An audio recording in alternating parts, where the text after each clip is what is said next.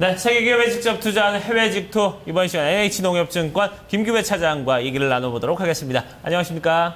안녕하세요. 네, 자 먼저 환율부터 살펴보도록 하겠습니다. 지난 20일에 삼성생명의 지분 블록딜 소식도 있고 그러면서 환율이 이제 1,020원 아래까지 내려갔습니다만 이제 마지막에 다시 만회하는 그런 모습을 보여줬습니다. 자세한 내용 전해주시죠. 네, 지난주 금요일날 원달러 환율이 다시 1,020원 선에 회복을 하였습니다. 삼성생명 지분 블록딜에 대한 소식이 전해지면서 달러 매도가 유입이 됐지만 장 후반에 코스피 지수가 1% 이상 급락하면서 외국인들의 매수세로 보이는 달러 매수가 우위를 보였습니다. 이로 인해서 지난주 원달러 환율이 1.9원 오른 1,020원.60에 거래를 마감하였습니다. 오늘도 외환 딜러분들이 예상하는 원달러 환율 수준은 1,017원에서 1,023원 사이에 등락을 거듭할 것으로 예상되는데요. 아무래도 대내외적인 이런 변수가 많다 보니 어떤 특정한 방향으로 쏠리는 그런 현상은 이번 주에도 없을 것으로 예상이 되고 있습니다. 네. 그리고 지난주 후반에 미국 증시 좀 간략하게 정리를 해주시고요. 포인트도 짚어주시죠. 네, 지난주 금요일날 미국 뉴욕 증시가 이라크 우려에도 불구하고 목요일날 있었던 연준의 효과가 지속되면서 3대 지수가 상승해서 마감을 하였습니다. 다우지수가 0.15% 오른 16,947로 거래를 마쳤고요. 이로 인해서 새성 최고가를 기록하였습니다. 나스닥 지수도 마찬가지로 0.20% 오른 4,368을 기록하였고요. S&P 지수도 0.17% 상승하였습니다. 한편 지난주 금요일은 특별한 경제 지표 발표는 없었습니다. 하지만 연준의 지난 18일 FOMC 회의 효과가 계속해서 증시 상승의 촉매제로 발현을 했었는데요. 이라크 우려가 계속됐지만 앨런 의장과 미국의 연준이 계속해서 미국 경제에 대해서 낙관적인 시각과 또 초저금리 기조를 계속 유지한다는 그런 발언 등이 시장에 힘을 실어준 그런 하루였습니다. 한편 시장 분위기를 살펴보면 기업 실적은 개선세를 이어가고 있으면서 연방준비제도위원회가 초저금리를 지속하겠다는 발표에 따라서 계속해서 랠리는 이어질 것으로 보여지는데요.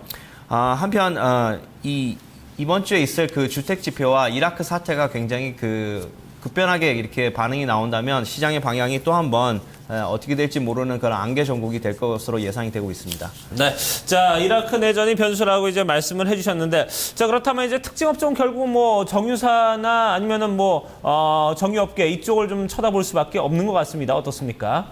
네, 지난주 금요일에도 마찬가지로 정유 관련된 주식들은 강세를 띄었습니다. 하지만 이 정유 주식보다 더 강세를 띈 업종이 있었는데요. 그것은 제약과 헬스케어 업종이 계속해서 시장에서 조금씩 두각을 보이고 있었습니다. 백내장 전문 업체인 엘레젠을 비롯해서 바이오 제약 회사들을 중심으로 상승을 하였는데요. 구체적으로 말씀드리면 알렉시온이 3.6%, 암젠이 2.65%, 바이오젠이 2.44% 고루 상승하였습니다. 특별한 시장의 촉매제와 관련된 그런 소식은 없었지만 글로벌 인더스트리 애널리스트라는 시장 조사 분석 기관에 의하면 앞으로는 글로벌 헬스케어의 서비스 시장이 2015년까지 30조 달러 규모로 성장을 할 것이라는 분석 결과가 나왔습니다. 이로 인해서 앞으로는 홈 헬스케어라든가 IT 헬스케어 그리고 집에서 원격으로 진료를 받는 텔러 헬스케어까지 이러한 시장이 확대될 것으로 예상이 된다고 합니다. 아무래도 전 세계 인구 노령화 진행으로 인해서 홈 헬스케어 서비스가 계속해서 지속적으로 성장할 것이라는데 아무래도 이런 부분들이 헬스케어와 제약 업종에 굉장히 어떤 강세 요인이 되지 않았나 이렇게 보여지고 있습니다.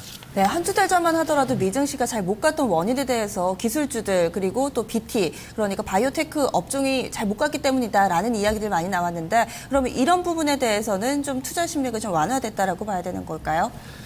투자 심리는 좋아진다고 보여지지만 사실상 지금 분위기는 다시 기업의 실적에 지금 관심을 갖고 있기 때문에 바이오 회사라고 해서 다 같이 올라간다고 보시기는 어려울 것 같습니다. 아무래도 실적을 점검하시고 접근하시는 것이 안전한 전략이 아닌가 싶습니다. 네. 자, 실적을 이제 점검하고 이렇게 체크하는 게 안전한 것이다 이렇게 말씀을 하는데 조금 전에 이제 기술주 얘기했는데 지금 오라클이 지금 특징 종목으로 꼽혀 있는데 4분기에 좀 많은 실망을 투자자들에게 안겨줬던 그런 종목이에요. 네. 오라클이 지난 주 금요일 날 4분기 실적 발표를 했었는데요. 4분기 실적은 3월 달에서 5월 달 사이를 말합니다. 그러나 그 실적이 투자자들을 실망을 시켰습니다. 이에 따라 주가도 5% 가까이 급락을 하였는데요. 지난주 금요일 날 블룸버그와 로이터에 따르면 오라클의 4분기 순이익은 지난해 같은 기간보다 4% 줄어든 36억 달러로 집계가 됐다고 합니다. 주당 이익은 지난해와 같은 80센트 정도 수준으로 나타냈고요. 매출액도 한번 살펴보면 지난해보다 3% 증가한 113억 달러를 기록했다고 합니다. 월가의 당초 전망치는 매출액이 약 114억 8천만 달러 정도를 기록할 것으로 예상을 했지만 이에 기대에는 못 미쳤습니다. 사실상 오라클의 4분기 실적이 약간 어닝 쇼크 수준인데요. 오라클은 그 경쟁사인 세일즈포스닷컴 등 그 다른 기타 업체들이 클라우드 서비스에 굉장히 크게 도전장을 지금 내밀고 있다고 합니다. 이로 인해서 기존의 소프트웨어 라이센스 사업 모델이 위협을 받고 있다고 나왔는데요. 앞으로 계속해서 그 소프트웨어 산업과 클라우드 컴퓨팅 산업에 대한 기대감이 그동안 반영이 돼서 주가가 상당히 올랐지만 이런 실망스러운 4분기 실적이 향후의 주가에는 굉장히 악영향을 미치는 것으로 보고 있습니다. 한편 그 클라우드 컴퓨팅이 대중화되면서 데이터베이스 서비스 소프트웨어 업체인 오라클에 대한 위기론이 지금 현재 월가에서는 대두되고 있는데요. 오라클도 물론 그 클라우드 컴퓨팅 사업을 하고 있습니다. 하고 있지만 생각보다 거기에 대한 그 이윤폭이 굉장히 적게 나오고 있고 오히려 기존 사업은 조금씩 부진한 그런 부분들이 나오고 있어서 월가에서는 오라클이 앞으로 좀 전망이 좀 불투명하지 않느냐 이런 시각을 갖고 있습니다. 한편 오라클의 실적 부진이 그 기술주 랠리에 대해서 투자자들한테 주는 메시지가 있는데요. 모든 기술주들의 실적이 좋을 수 없다는 사실상 평범한 진리를 다시 한번 보여주고 있습니다. 그래서 앞으로는 기술주들도 실적에 대한 부분을 다시 한번 확인을 해야만 하는 그런 상황에 놓여져 있다고 보여집니다. 네, 같은 업종이라고 다 가는 게 아니고 업종 내에서 실적에 따른 차별화를 좀 꼼꼼하게 봐야 된다라는 말씀이셨네요. 네. 그러면 이 직접적으로 투자할 만한 종목은 어떤 게 있을까요? 네, 조금 전에 말씀드린 바와 같이 그 제약 업종, 특히 바이오 제약 업종이 굉장히 강세를 지금 띠고 있는데요. 이로 인해서 오늘 말씀드릴 종목도 역시 그 제약회사인 그 파이저입니다.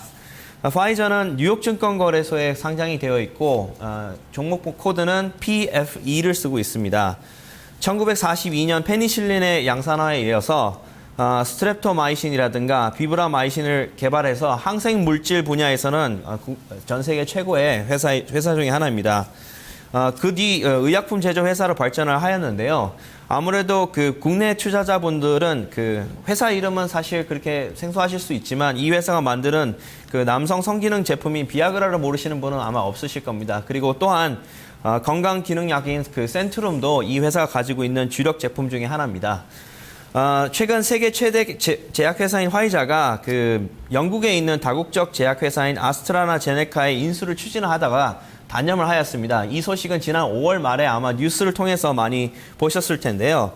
그 당시에 119조 원이라는 어마어마한 금액을 제안을 하였습니다만 그 아스트라나제네카에서 거절을 하였다고 합니다. 아스트라나제네카는 항암이라든가 심혈계, 소화기관 계통의 제약 부분에서는 굉장히 그 유명한 회사인데요. 투자자 입장에서 봤을 때는 이러한 인수 철회가 어쨌든 이 회사의 불확실성은 사라졌다라고 해서 좋은 부분으로 볼 수가 있겠습니다. 회사의 사업 부분을 살펴보면 기존의 그 제약 부분이 약 52.7%를 차지하고 있고 신규 제약 부분이 약 27% 차지하는 그런 회사입니다. 그래서 오늘 그 시장 애널리스트들이 예상하는 목표가는 34달러 정도로 보고 있는데요. 제 개인적인 생각으로 봤을 때도 이게 지나친 부분은 아닌 것으로 보여지고 있습니다. 자, 우선 그 현재 주가의 흐름을 살펴보면 지난 1월 달 이후에 고점을 기록한 후에 지금은 주가가 하락을 해서 지금 약 30달러 언저리에서 지금 이렇게 머물고 있는데요.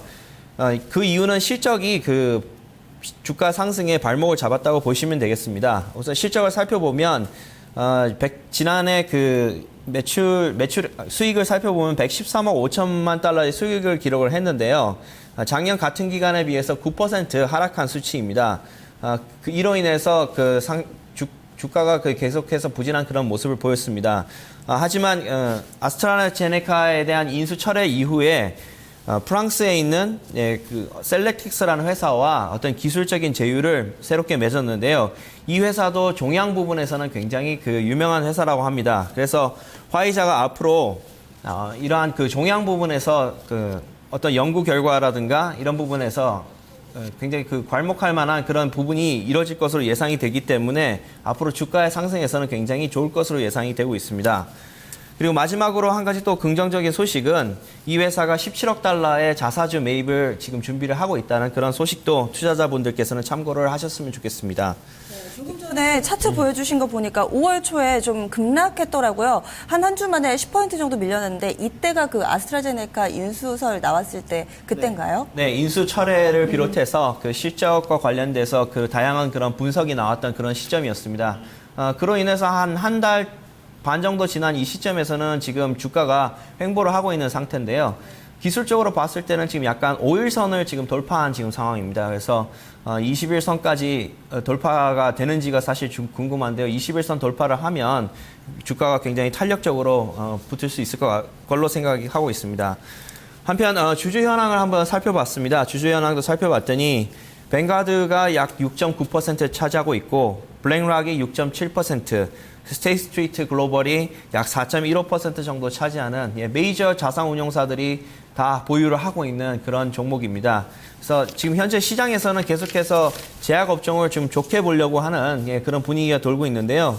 만약에 투자자분들께서 이 주식을 약 34달러 5센트에 50센트에 만약에 매도를 하신다 가정하시면 기본 수수료가 약 51.75달러 정도 발생할 것 같고요. ECNP가 1.5달러, 그다음에 SECP가 0.38달러 발생해서 만약에 500주를 매도를 하시는 경우에는 53달러 63센트 정도 수수료가 들 것으로 예상이 되고 있습니다.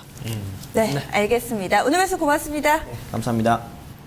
네, 이번 주 첫 번째 거래일 해외 직주 종목으로 선정된 것은 바로 화이자였습니다. 5월 초에 좀 급락을 했는데요. 이렇게 되면서 현재는 30달러선 밑에 놓여 있습니다. 하지만 다시금 신고가를 경신하면서 이 인수설이 나왔던 이전 수준까지 회복할 것이다라는 이야기 있으니까요. 화이자도 눈여겨보시면 좋지 않을까 싶습니다. 해외 직주였습니다.